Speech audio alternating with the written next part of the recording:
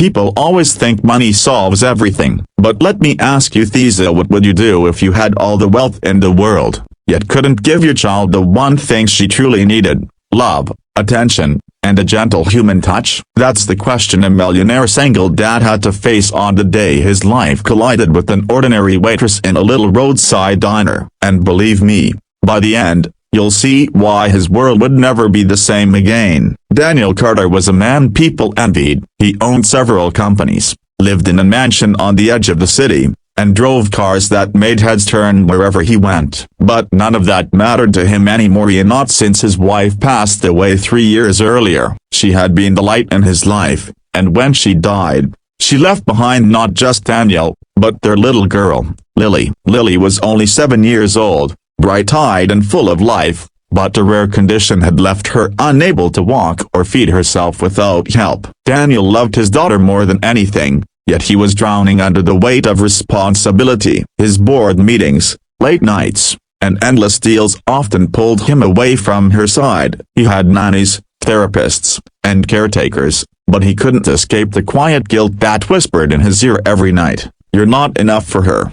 One cold evening, Daniel found himself driving through a quiet town after a long business trip. Lily was in the back seat, bundled in her pink blanket, her small wheelchair folded neatly in the trunk. They were both hungry, and Daniel spotted a glowing diner sign on the side of the road. It wasn't the kind of place a man like him usually stopped at. No expansive menus, no chandeliers, no valet service, just the smell of fresh coffee, fried eggs, and something warm and homely. But for Lily's sake, he pulled in. Inside, the diner was half empty. A few truck drivers sat at the counter, sipping coffee, and a jukebox hummed softly in the corner. That's when she appeared. Emily. She was a waitress, maybe in her late 20s, with tired eyes but the smile that seemed to soften the entire room. She welcomed them warmly, guided Daniel to a booth, and noticed immediately that Lily needed help settling in. Without hesitation, Emily bent down, tucked Lily's blanket around her legs, and adjusted her seat so she could see the menu,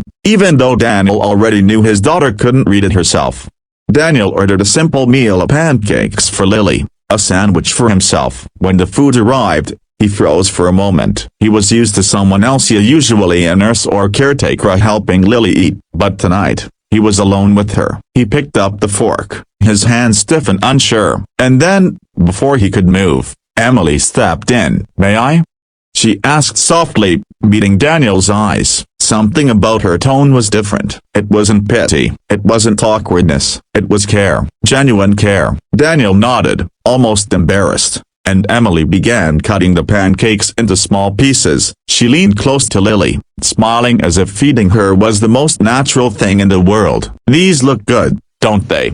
she said gently, guiding the fork to Lily's mouth. Lily giggled, opening wide, and for the first time in weeks, Daniel saw his daughter laugh like that. He sat there silently, watching. Something inside him stirred an ache, a realization. He, the man with billions, had no idea how to make his daughter feel this loved in such a simple, human way. It wasn't about the money, it wasn't about the therapists, it was about presence, about being there, heart and soul. When the meal was over, Daniel found himself still watching Emily as she wiped Lily's chin and tucked the napkin away. He wanted to say something, anything, but his throat felt tight. All he managed was a quiet, "Thank you." Emily smiled, brushing it off as if it were nothing. "She's a wonderful little girl," she said. "She just needs patience, that's all." But Daniel couldn't forget it. The entire drive home, he replayed the scene in his mind: Lily's laughter,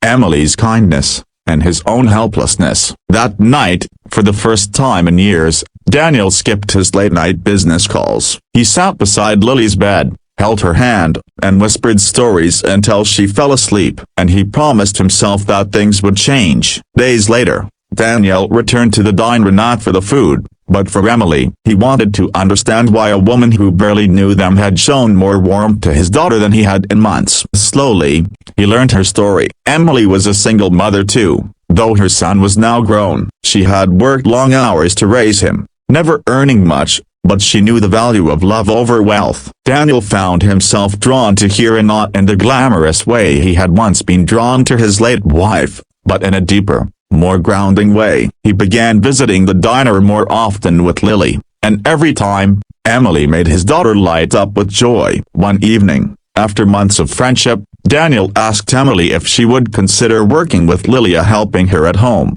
being more than just a waitress in their lives. Emily hesitated, worried she wasn't qualified, but Daniel insisted. "You don't need qualifications to love my daughter," he said. "You already gave her more than I ever could." What started as part-time help soon grew into something more. Emily became a steady presence in their home, a friend to Daniel, a second mother figure to Lily. And slowly, Daniel began changing too. He stopped burying himself in boardrooms. He learned how to feed Lily himself, how to play games with her, how to sit still and listen when she laughed. Months turned into a year, and the once lonely mansion felt like a home again. Daniel realized something that night at the diner had saved not just his daughter's spirit but his own. Money had built him walls, what kindness had torn them down. And so, the millionaire single dad who once thought he had everything found that the greatest treasure of all was love, via the love of a little girl, and the woman who reminded him how to give it.